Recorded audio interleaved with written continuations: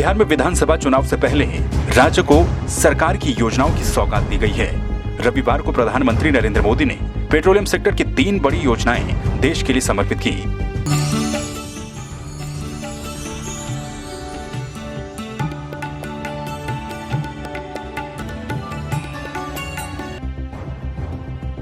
प्रधानमंत्री नरेंद्र मोदी ने Paradip Muzaffarpur LPG pipeline परियोजना के तहत हरसिद्धि, पूर्वी चंपारण में हिंदुस्तान पेट्रोलियम कॉर्पोरेशन लिमिटेड और दुर्गापुर बांका क्षेत्र में इंडियन ऑयल के नवनिर्मित बांका एलपीजी बॉटलिंग प्लांट का उद्घाटन किया।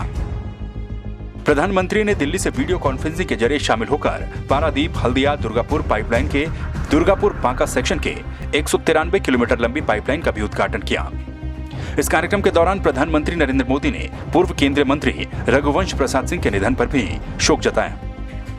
मुझे एक दुखद खबर आपके साथ साझा करना है। बिहार के दिग्गज नेता श्रीमान रघुवर प्रसाद सिंह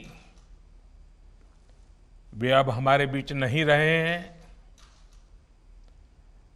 मैं उनको नमन करता हूं। रघुवंश बाबू के जाने से बिहार और देश की राजनीति में शून्य पैदा हुआ। जमीन से जुड़ा व्यक्तित्व, गरीबी को समझने वाला व्यक्तित्व, पूरा जीवन बिहार के संघर्ष में बिताया।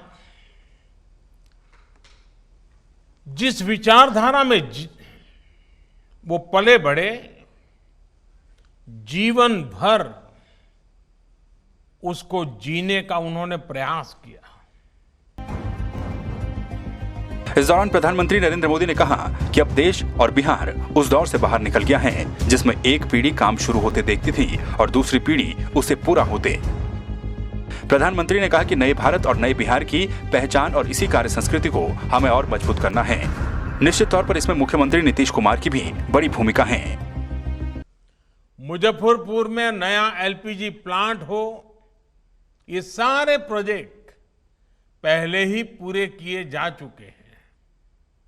जगदीशपुर हल्दिया पाइपलाइन प्रोजेक्ट का जो हिस्सा बिहार से गुजरता है, उस पर भी काम पिछले साल मार्च में ही समाप्त कर लिया गया है।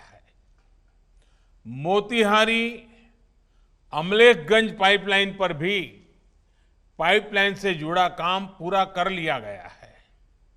अब देश और बिहार उस दौर से बाहर निकल रहा है जिसमें एक पीढ़ी काम शुरू होते देखती थी और दूसरी पीढ़ी उसे पूरा होते हुए नए भारत, नए बिहार की इसी पहचान, इसी कार्य संस्कृति को हमें और मजबूत करना है।